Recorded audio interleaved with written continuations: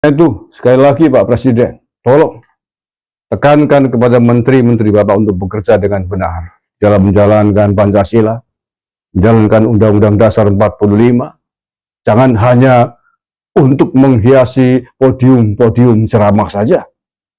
Ceramah ya pinter, mari kita jalin kerukunan, mari kita bermoderasi, beragama, mari kita jalin perdamaian. Tapi faktanya ketika ada kasus-kasus perundungan, kasus-kasus persekusi, pembubaran tempat-tempat ibadah minoritas, mana kebijakan dan mana implementasi yang selama ini didengungkan di panggung-panggung ceramah itu? Ya, Shalom, Assalamualaikum, Om Swastiastu, Namo Buddhaya, salam kebajikan dan salam cinta damai dari saya, Priyanto Zamasi. Nah, Bapak Ibu, Saudara-saudari, terkait masalah intoleransi yang masih saja terus terjadi di negara kita Indonesia ini, akhirnya Mas Agus Mariono menyampaikan pesan serius kepada Presiden Republik Indonesia, yaitu Pak Prabowo Subianto. Pesannya adalah nggak mungkin menjadi seorang juru damai internasional kalau di negara sendiri nggak bisa menjadi juru damai. Bapak Ibu Saudari, untuk tidak lagi berlama-lama, mari langsung saja kita akan saksikan video berikut ini. Bukan saya tidak setuju dengan Indonesia menjadi anggota Badan Perdamaian di dunia internasional yang ingin mendamaikan Palestina, ingin mendamaikan orang-orang di Libanon sana. Tetapi bahwa menjaga perdamaian di tanah air, menjaga perdamaian anak-anak bangsa di tanah Nusantara ini, itu jauh lebih utama dibanding menjaga perdamaian di luar negeri sana. Kalau menjamin rasa damai, rasa aman, mewujudkan rasa damai di kalangan umat minoritas di negeri ini saja masih gagal, saya kira lucu kalau kemudian kita akan menjadi juru damai di luar negeri. Ibarat orang tua yang memiliki banyak anak dan anaknya sibuk bertikai.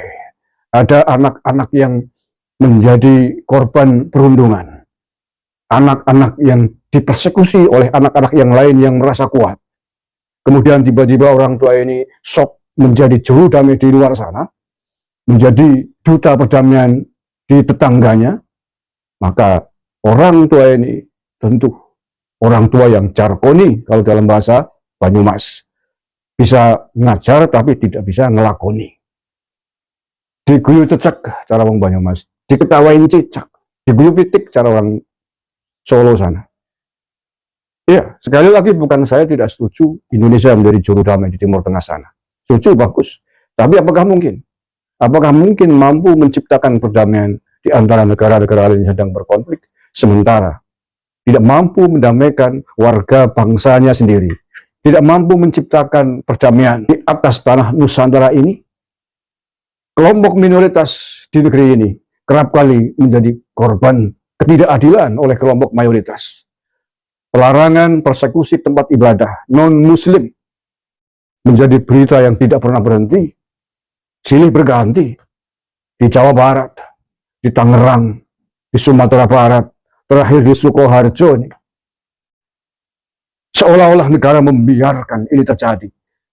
Seolah-olah negara tidak peduli dengan ini. Buktinya kejadian-kejadian serupa terus terjadi di tanah air ini. Ini artinya bahwa negara masih gagal, belum mampu mewujudkan perdamaian di antara anak-anak bangsanya sendiri yang heterogen, yang memiliki banyak agama, memiliki banyak keyakinan. Kelompok minoritas sering-sering menjadi korban persekusi, korban pelarangan atas hak asasi mereka di dalam menjalankan syariat dan keyakinannya masing-masing. Oke lah, menjadi juru damai di luar negeri sana. Tapi perdamaian di atas tanah Nusantara tentu adalah hal yang lebih utama untuk diwujudkan terlebih dahulu. Kalau sudah berhasil menciptakan perdamaian, sudah berhasil menjamin rasa aman dan damai bagi kelompok minoritas di atas tanah Nusantara ini, maka bisa diharapkan untuk menjadi juru damai di luar negeri sana, di Timur Tengah sana. Tetapi kalau menciptakan rasa aman dan damai di tengah masyarakatnya sendiri, di tengah warganya sendiri, di tengah anak-anak bangsanya sendiri saja tidak mampu, tidak becus, jangan berharap mampu menjadi juru damai di luar negeri sana. Hanya akan ditertawakan oleh rumput-rumput yang bergoyang. Oleh karena itu melalui video ini, mudah-mudahan sampai ke Pak Presiden Prabowo. Panjenengan sudah tidak terhitung berpidato tentang pentingnya kerukunan di antara pemimpin-pemimpin bangsa ini. Yes, tetapi tolong didik menteri-menteri Bapak, didiklah anak buah Bapak, bagaimana untuk mengimplementasikan apa yang Presiden, apa yang panjenengan cita-citakan itu. Khususnya Menteri Agama di tanah air ini, MUI di tanah air ini, Menteri Dalam Negeri di tanah air ini. Menurut saya masih gagal menciptakan rasa damai bagi umat minoritas di atas tanah Nusantara ini. Buktinya apa? Ya buktinya itu masih banyak terjadi kasus pelarangan tempat ibadah, kasus persekusi orang-orang sedang beribadah dari kelompok minoritas, pelarangan keyakinan umat lain di dalam menjalankan keyakinannya. Itu buktinya, itu fakta bahwa negara masih belum mampu mewujudkan perdamaian di antara umat beragama di tanah air ini. Dan jangan bermimpi mampu mewujudkan perdamaian di luar negeri sana. Itu hukum alam, itu sunatullah, dan orang pasti akan tertawa melihat Indonesia, negara yang banyak perbedaan, punya Pancasila, punya Bhinneka Tunggal Ika, tetapi sementara persatuan Indonesia, kerukunan umat beragama tercabik-cabik dan negara sekian lama tidak mampu mengatasi ini. Ini artinya apa? Negara lemah. Negara tidak sanggup bekerja dengan maksimal, menjamin, melindungi umatnya yang minoritas untuk hidup damai, untuk hidup berkeadilan di atas tanah yang katanya punya Pancasila ini. Oleh karena itu, sekali lagi Pak Presiden, tolong tekankan kepada menteri-menteri Bapak untuk bekerja dengan benar dalam menjalankan Pancasila, menjalankan Undang-Undang Dasar 45. Jangan hanya untuk menghiasi podium-podium ceramah saja. Ceramah ya pinter, mari kita jalin kerukunan, mari kita bermoderasi, beragama, mari kita jalin perdamaian. Tapi faktanya ketika ada kasus-kasus perundungan, kasus-kasus persekusi, pembubaran tempat-tempat ibadah minoritas, mana kebijakan dan mana implementasi yang selama ini didengungkan di panggung-panggung ceramah itu. Pancasila, Undang-Undang Dasar 45, Bhinneka Tunggal Ika bukan hanya slogan dan teori untuk memperindah panggung-panggung ceramah saja, tetapi harus diwujudkan dalam bentuk nyata. Bagaimana mewujudkan ini menjadi bentuk nyata oleh aparatur negara, oleh pengambil kebijakan, tentu peraturan dan ketegasan ketika terjadi kasus-kasus ketidakadilan yang menimpa kelompok-kelompok minoritas ini. Dan sejauh ini saya melihat kelompok minoritas sering-sering menjadi korban ketidakadilan justru oleh aparatur negara. Justru oleh orang, oleh pihak, lembaga yang mestinya menjadi tumpuan harapan keadilan bagi kelompok minoritas. Silakan dievaluasi. Kebijakan sering-sering terlambat ketika viral dulu. Aparat negara baru bersikap tegas ketika sudah viral, sudah ramai di media sosial, baru aparat negara bertindak. Dan ini tentu bukan aparatur negara yang cerdas di dalam mengimplementasikan Pancasila, karena harus didorong dulu, harus diviralkan dulu. Ini adalah aparat-aparat menteri-menteri penakut yang tidak percaya diri dengan kesaktian Pancasila. Hanya demi keamanan dan kenyamanan mencari titik aman. Tetapi keadilan di tengah-tengah kelompok minoritas diabaikan. Menunggu viralitas dulu, baru bekerja. Nah, sekali lagi Pak Prabowo dan menteri-menterinya, jangan pernah berharap Indonesia mampu menjadi juru damai di luar negeri sana, ketika tidak mampu menciptakan perdamaian di atas tanah, di rumahnya sendiri. Orang tua, bapak jangan berharap dan bermimpi menjadi juru damai penceramah di luar sana ketika anak-anaknya sendiri bertarung dengan ketidakadilan. Ketika anak-anaknya sendiri ada yang menjadi korban penindasan oleh anak-anak yang lain. Malu. Malu kepada keluarga sendiri dan malu kepada Tuhan Yang Maha Esa. Malu kepada leluhur-leluhur kita yang telah mewariskan bumi Pancasila, mewariskan Nusantara dengan segala macam perbedaan yang indah ini. Kita warga sipil hanya mampu bisa ngomong seperti ini, mengingatkan seperti ini. Tetapi tentu saja implementasi aturan dan kebijakan adalah otoritas negara, otoritas lembaga yang punya urusan dalam hal tersebut. Terima kasih. Oke Bapak Ibu Saudara-saudari, dan itu dia tadi yang disampaikan oleh Mas Agus Mariono. Tentu harapan kita dalam hal ini kiranya Presiden kita yaitu Pak Prabowo Subianto boleh mendengarkan apa pesan-pesan yang disampaikan oleh Mas Agus Mariono. Karena saya pikir ini adalah masalah yang harus segera ditinjau dan ditindaklanjuti Bapak Ibu Saudari. Karena tindakan intoleransi semakin merajalela, terus terjadi dan tiada hentinya. Ini yang kita pikirkan Bapak Ibu Saudari, bagaimana agar tindakan-tindakan yang seperti ini tidak lagi terjadi di negara kita ini. Sama dengan apa yang disampaikan oleh Mas Agus Mariono, bukannya kita nggak mau kalau misalnya seorang presiden kita mau bergabung ya menjadi juru damai internasional.